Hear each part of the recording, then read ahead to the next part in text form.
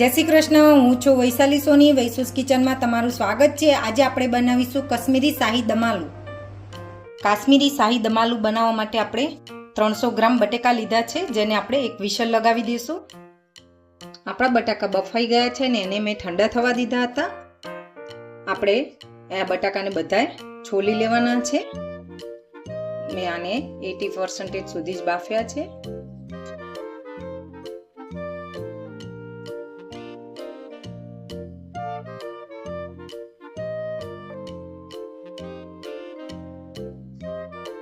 આપણે આ બટાકાને બહુ બાફવા દેવાના નથી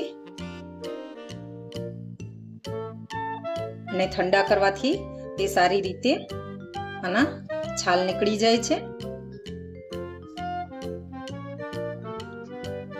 આપણા બધા બટાકા છોલીને રેડી થઈ ગયા છે। આપણે 3-4 નંગ લાલ મરચાના કટકા અને 8 થી 10 નંગ કાજુ લીધા છે, જે મેં પહેલેથી પલાળી રાખ્યા હતા। હવે એની આપણે પેસ્ટ બનાવી લઈશું। આપણે કાજુ અને લાલ મરચાની પેસ્ટ રેડી છે અને આદુ અને લસણની પેસ્ટ છે 1 ટીસ્પૂન, 3 નંગ ટામેટા પ્યુરી છે અને 2 મોટી ડુંગળી ઝીણી કટ કરી છે। આપણું ઓઇલ ગરમ થઈ ગયું છે, એમાં આપણે બટેકા એડ કરી દઈશું।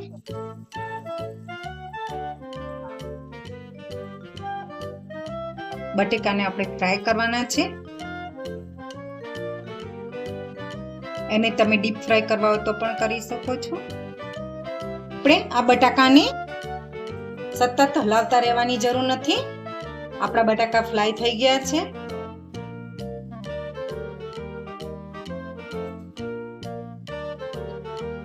એને આપણે એક બાઉલમાં લઈ લઈશું।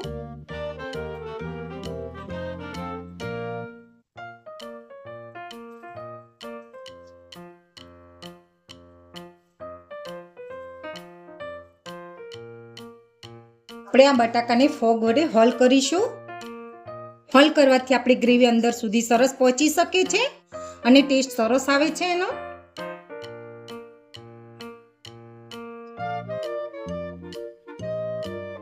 આપણે જે બટાકા ફ્રાય કર્યા હતા એનું બચી રહેલું તેલમાં જ આપણે વઘારી લેશું।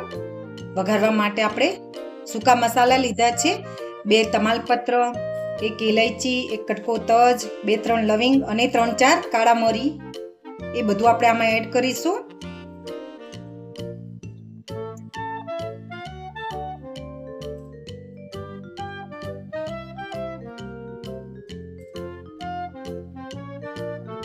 હવે આપણે એમાં આદુ અને લસણની પેસ્ટ એડ કરીશું।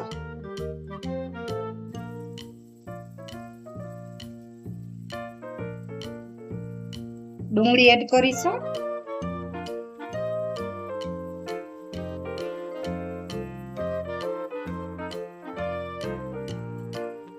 અને ડુંગળીને આપણે થોડી વાર સાંતળી લેશું।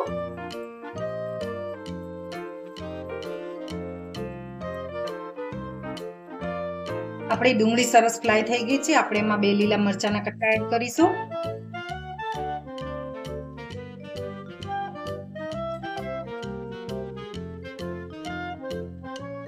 એમાં આપણે ટોમેટો પ્યુરી એડ કરીશું।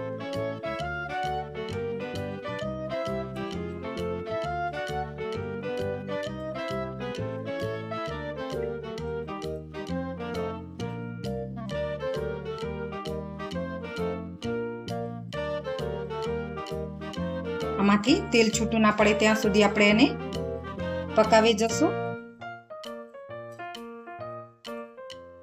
આપણી ગ્રેવી રેડી છે, એમાંથી સાઈડમાંથી તેલ છૂટી રહ્યું છે। હવે આપણે એમાં બધા મસાલા એડ કરીશું। હળદર, લાલ મરચું,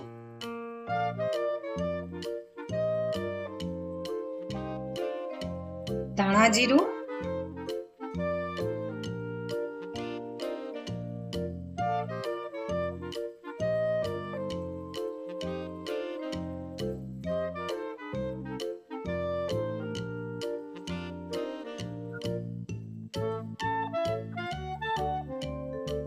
હવે આપણે લાલ મરચાં અને કાજુની જે પેસ્ટ રાખી હતી રેડી એ એડ કરીશું અંદર। અને બધું સારી રીતે મિક્સ કરીશું.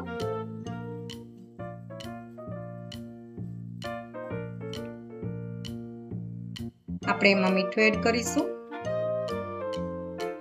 મીઠું આપણા સ્વાદ મુજબ આપણે એડ કરીશું.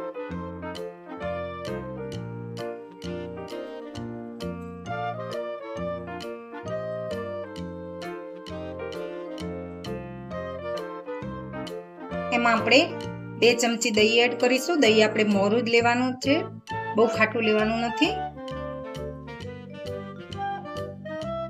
આપણે એમાં દહીં બહુ ખાટું લેવાનું નથી અને મોરું જ લેવાનું છે, નહીં તો એનો ટેસ્ટ બહુ સારો આવતો નથી. હવે આપણે એમાં બટાકા એડ કરી દઈશું અને બધું સારી રીતે મિક્સ કરશું.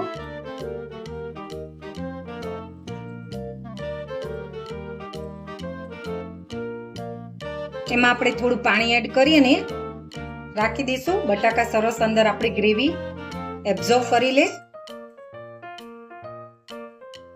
આપણે એને ઢાંકીને 5 મિનિટ સુધી પકાવવા દઈશું. આપણું શાહી કાશ્મીરી દમ આલુ સરસ રેડી થઈ ગયું છે. એમાં આપણે ગરમ મસાલો એડ કરીશું. મિક્સ કરી લઈશું.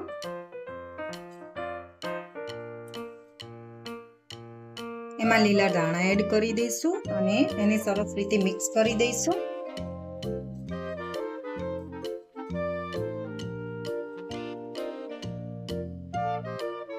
આપણું દમ આલુ રેડી છે અને આપણે સર્વ કરીશું.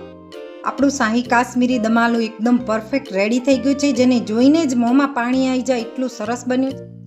તમે રોજ રોજ નવી નવી આવી રેસીપી જોવા માટે આપણી ચેનલ વૈસુસ કિચનને લાઈક, સબસ્ક્રાઈબ અને શેર કરો.